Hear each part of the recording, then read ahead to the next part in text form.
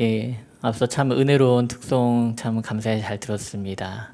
예, 여호수아 본받아 나가자 하시는데 저희 교회 연령대가 조금 그래도 좀 어린 편이라 그래서 했는데 특송하시는 성도님들 뵈니까 모세나 갈렙이 아니라 여기에 여호수아가 있구나, 여기 진정한 다음 세대를 이끄시는 분들이 계시구나라는 그런 은혜를 누렸습니다. 먼저 이 예배를 통해서, 다른 방식이 아니라 예배를 통해서 교회가 연합하게 하신 하나님께 먼저 감사드립니다. 그리고 또한 동시에 또한 너른 마음으로 초청해 주시고 또한 기꺼이 또 옆자리를 내어주신 우리 내포늘사랑교회 성도님들과 김정 목사님께 또 감사드립니다. 우리가 방금 함께 읽은 이 시편 133편에는요 이런 부제가 붙어 있습니다. 바로 다윗이 성전에 올라가며 부르는 노래. 다윗이 성전에 올라가며 부르는 노래. 아마도 다윗은요 성전에 올라가면서 함께 예배하기 위해서 모인 마치 우리와 같은 사람들을 본 것 같습니다. 그리고 그렇게 하나님께 예배하는 모습을 보면서 그 가운데 다른 곳에서 볼 수 없었던 아름다움을 발견했습니다. 다윗은 사실 굉장히 오랜 시간 동안 분열과 반목의 세월을 직접 몸소 겪은 사람이었습니다. 예루살렘에 있는 시온산에 오르고 싶어도 십수년간 오를 수 없었고 도리어 피해 다녀야만 했죠. 사람들을 의심할 수밖에 없었고 공개적으로 예배도 하기 참 힘든 그런 시간을 보냈습니다. 그런데 이제는 다윗의 눈앞에서 모든 백성들과 함께 평안하게 기쁜 마음으로 예배를 드리는 모습을 보니 얼마나 감격스러웠을까요? 그 기쁨과 감격이 얼마나 큰지 이 제사장 아론에게 부어지는 하나님의 복을 보는 것 같다라고 비유를 하고요. 또한 동시에 이스라엘에서 가장 높은 산인 헐몬산에서 언급하면서, 사실 그 산이 이제 여름을 제하고는 늘 만년설이 있는데 그 산에서 흘러내리는, 그래서 그 물로 인해서 요단강이 풍만해지는데 그 산을 비웃대어서 지금 이 예배하는 장소에 헐몬산에 이슬이 내리는 것 같다라고 표현을 합니다. 아마 다윗이 이 자리에 있었다면은 우리 두 교회 연합 예배를 보면서도 저는 같은 고백을 했으리라 믿습니다. 아멘. 예. 연합이란 단어를 좀 제가 찾아보니까 우리말로는 사실 구약 성경에 그리 많지 않더라고요. 15개 정도 검색이 되는데 구약의 언어로 다시 한번 찾아보니까 100번 넘게 사용되는 것을 알았습니다. 흥미로운 점은 그 원어가 이제 우리말로 번역될 때 연합이란 단어보다 훨씬 더 많이 번역된 단어가 있는데 그게 뭐냐면 바로 함께입니다. 우리 교회 이름에 있는 함께이죠. 형제자매가 연합하여 동거한다는 것, 즉 형제자매가 함께 예배하는 것, 그것이 바로 선하고 아름답다라고 오늘의 시편 기자는 말을 하는 것이며 그것이 바로 연합의 결과임을 우리는 분명히 알 수 있습니다. 그래서 오늘은요, 이 연합의 아름다움이 어떤 원리와 목적에 의해서 그렇게 아름다운 결과를 낳았는지 성경 말씀을 통해서 성도 여러분들과 함께 상고해 보려고 합니다. 바라건대 오늘 말씀을 통해서 우리가 예배를 통해 우리의 연합이 정말 예배의 기쁨의 회복이 되는 시간이 되었으면 좋겠고요. 정말 연합의 아름다움이 드러나는 귀한 시간이 되길 주님의 이름으로 축복합니다. 현대교회 모태가 되는 좀 초대 교회들에 대해서 연합을 좀 찾아보니까 연합의 목적과 원리를 신약성경 골로새서에서 발견을 할 수 있었습니다. 바로 연합의 목적은요, 다른 것이 아니라 바로 그리스도를 깨닫기 위해서입니다. 다른 것이 아니라 바로 그리스도를 깨닫기 위해서 우리는 연합을 합니다. 골로새서 말씀을 한번 같이 읽어보겠습니다. 시작. 이는 그들로 마음의 위안을 받고 사랑 안에서 연합하여 확실한 이해의 모든 풍성함과 하나님의 비밀인 그리스도를 깨닫게 하려 함이니 그 안에는 지식과 지식의 모든 보화가 감추어져 있느니라. 아멘. 사도 바울은 이제 막 교회를 세워가는 이 골로새서 지역의 그리스도인들에게 연합에 대해서 이야기합니다. 연합의 가장 큰 목적은 다른 것이 아니라 뭐라고요? 바로 그리스도를 깨달아 아는 것입니다. 여느 신학교회가 그랬던 것처럼 골로새 지역에도요, 세워진 교회들 가운데 여전히 어떤 이방 신을 우상으로 삼아 섬기던 그런 습성과 문화에서 완전히 벗어나지는 못했습니다. 그런 상태에서 교회가 세워진 거죠. 그래서 온전한 교회가 세워지기 위해서 더욱더 철저하게 하나님에 대한 확실한 이해가 필요했고, 또한 동시에 예수가 그리스도로 이 땅에 오셨다라고 하는 그것과 그 목적을 정확하게 알아야만 했습니다. 이 과정을 통과해야만 이제 그 안에 있는 지혜와 지식의 모든 보화를 만날 수 있기 때문이죠. 그런데 교회는 그때나 지금이나 여전히 도전 앞에 놓여 있습니다. 왜냐하면은 내부나 외부나 할 것 없이 이 연합을 해치려는 시도들이 있기 때문입니다. 당시 외부에서는요, 이 율법주의를 무장한 가짜 복음들이 막 교회 안으로 공격해 오기 시작했습니다. 그래서 믿음의 은혜의 구원이 아니라 행위와 또한 방법의 어떤 구원의 방식이 있다라는 것으로 이단들이 공격을 해왔다는 것이죠. 그렇게 되면 이제 우리는 복음주의에 속한 우리들은 그런 공격에 그때나 지금이나 연합하여 맞서 싸워야 하는 것입니다. 근데 문제는 이 내부에서, 안에서 이 연합을 해치려는 어떠한 분열이 있었다는 거예요. 교회의 본질을 살피는 책 중에 하나인 이것이 교회다라는 책이 있습니다. 거기에서 이런 문제에 대해서 얘기를 하는데, 교회를 회피하는 사람들이 언급하는 가장 큰 두 가지 이야기가 뭐냐면, 한 가지는 바로 모든 그리스도인들이 위선적이다라는 거예요. 교회와 교회 밖의 모습이 다르다는 거예요. 또한 두 번째는 그리스도인들은 자기들끼리 끊임없이 싸운다는 겁니다. 실제 비기독교인들은요, 이 셀 수 없이 나눠진 이 기독교 내 여러 교단과 교파에 대해서 부정적으로 봅니다. 제가 직장 생활을 오래 하면서 여러 사람들을 만났는데, 우리는 굉장히 그것 하나하나에 민감하고 확인을 하려고 하는데 다 똑같은 거 아니냐고 해요. 심지어는 뭐 신천지도 교회 아니고 하나님의 교회도 교회도 아니냐 그래요. 우리는 발끈할 일이죠. 왜 하나님은 하나이신데 왜 이렇게 교단과 교파가 나누어서 존재하냐고 말을 합니다. 근데 이런 분열에 대해서 저자는 또 이렇게 지적을 하는데요. 증인이 분열된 것은 자만심의 부산물이며 생각하기 전에 말하고 행동한 결과이다라고 말을 해요. 우리 가운데 이게 찔림이 있었으면 좋겠습니다. 우리가 정말 증인의 역할을 잘 감당하고 있는가?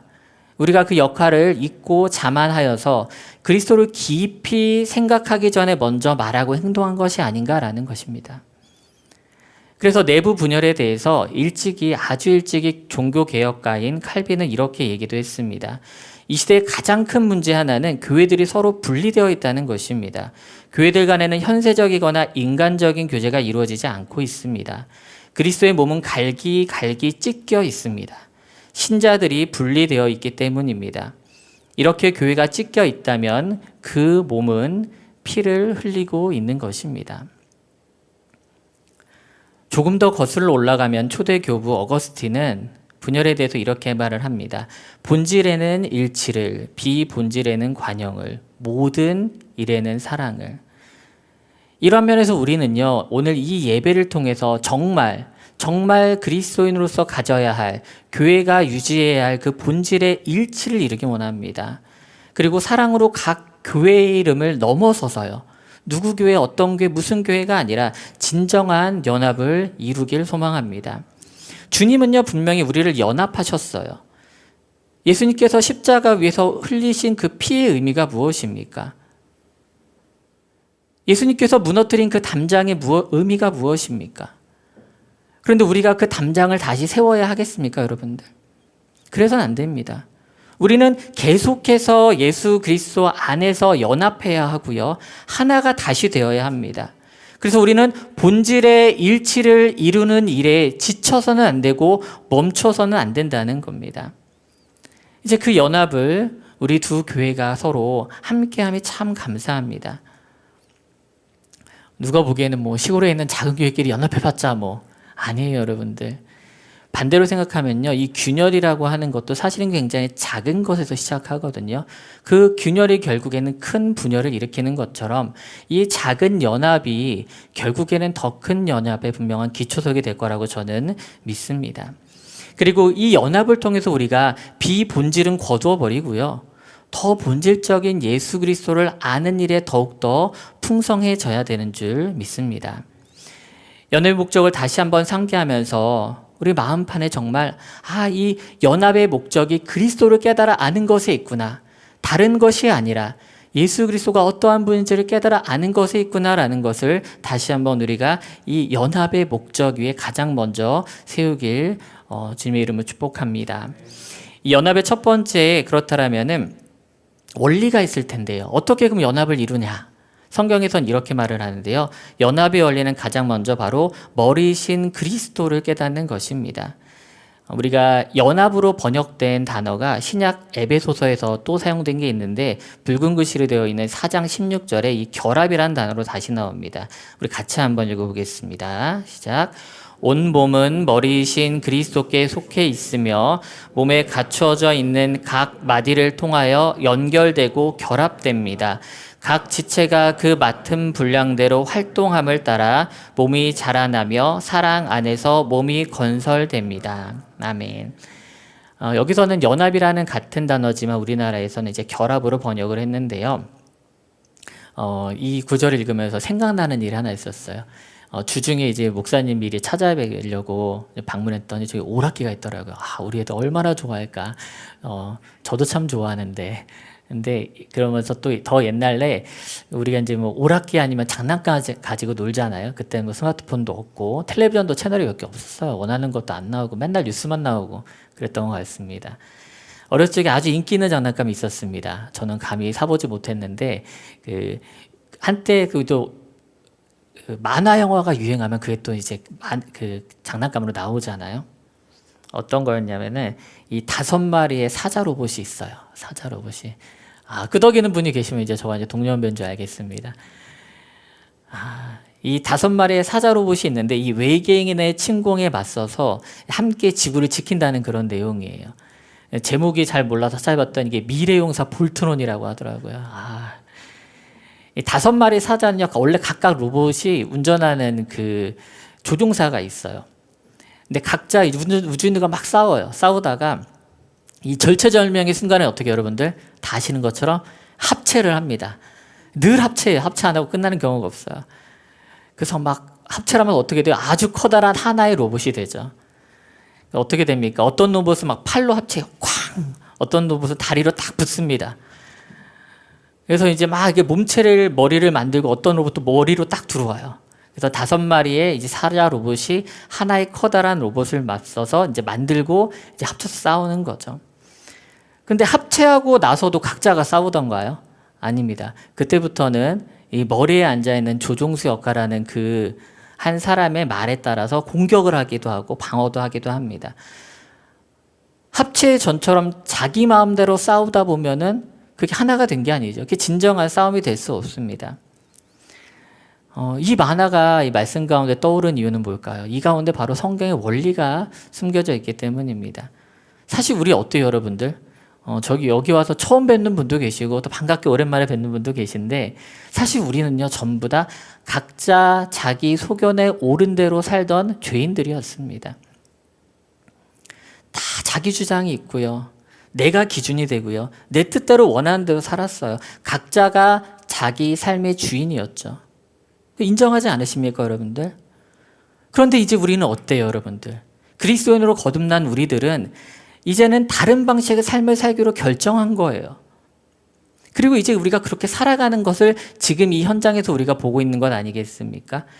주님의 사랑의 근거에서 예수 그리스도를 믿기로 작정했기 때문에 우리는 그리스도인으로 거듭난 삶을 사는 것입니다.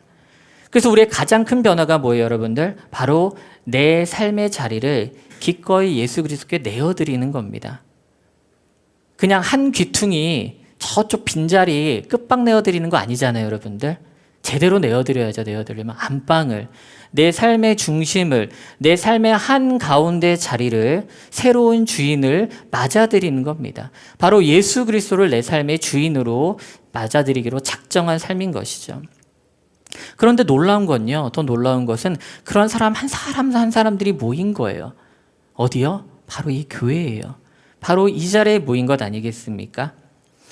세상에 나가면은 참 서로 안 어울릴 것 같아요. 서로 한번 만나보지도 않을 것 같은 사람들이에요. 다 성향이 달라요. 그런데 어떻습니까? 우리가 사회적 배경도 다르고 고향도 다르고 살아온 삶의 궤적도 다르지만은 우리가 다 한 자리에 이곳에 모여 교회란 이름으로 연합을 하고 있습니다. 우리 가운데 단 한 가지 유일한 공통점이 있어요. 그게 뭐예요, 여러분들? 예수를 나의 구원자로, 삶의 구세주로 삼았다는 것입니다. 이 놀라운 변화는 예수를 머리로 삼고 우리가 이제는 각 지체가 되어서 연합하는 것으로 완성되는 것인 줄 믿기 원합니다. 각자 주장과 의견을 이제 내려놓고요. 이제는 우리의 머리 대신 예수 그리스도의 음성만을 들으며 그것에만 민감하게 반응하여 주님의 가르침에 순복하고 예수가 살았던 것처럼 이제는 우리가 이 땅에서 그렇게 살아가기로 작정합니다. 이보다 놀라운 변화가 어디 있을까요? 이보다 더 놀라운 드라마가 어디 있겠습니까? 연합의 그래서 가장 큰 원리는요, 연합의 머리 대신 예수 그리스도께서 계시다는 사실입니다. 이 사실을 진정으로 여러분들은 믿으십니까? 아멘이십니까? 네. 우리 가운데 머리는 오직 한 분 예수 그리스도이심을 믿으시기 원합니다. 한 명의 목사가 아니라요, 한 명의 어떤 교회 내 유력자가 아니라요, 그 누군가 한 명에 의해서가 아니라 오직 예수 그리스도께서만이 우리의 진정한 머리 되신 줄 믿기 원합니다. 두 번째 연합의 원리는 바로 이 예수 그리스도께서 머리 되신 우리 가운데 이제는 자라나게 하시는 분이 계신데 바로 하나님께서 역사하신다는 겁니다. 골로새서 2장 19절 말씀 같이 읽겠습니다. 시작. 온 몸이 머리로 말미암아 마디와 힘줄로 공급함을 받고 연합하여 하나님이 자라게 하심으로 자라느니라. 아멘. 이 자라게 하시는 하나님이 계시다는 겁니다. 우리가 예수님을 우리의 머리로 삼았어요. 놀라운 일이 벌어집니다. 이제 그 머리에서 각 마디와 힘줄에서 이제 에너지가 공급되기 시작하는 겁니다.